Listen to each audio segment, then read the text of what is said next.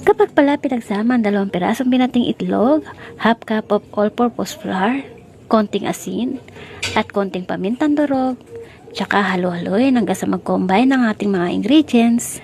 At kapag ganito na ang itsura ng mga hinalo nating ingredients, pwede na tayo maglagay ng sardinas.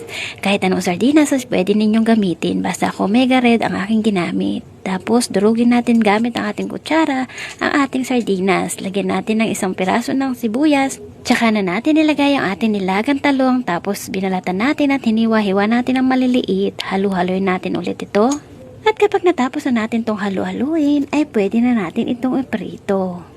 Habang ako'y nagtitimpla ng mga ingredients sa ating lulutuin, nagpakulo na nga ako ng mantika sa kawali. Maglagay lang tayo ayon sa gusto natin na sukat nito. Pagkatapos, hintay lang natin ito maging golden brown.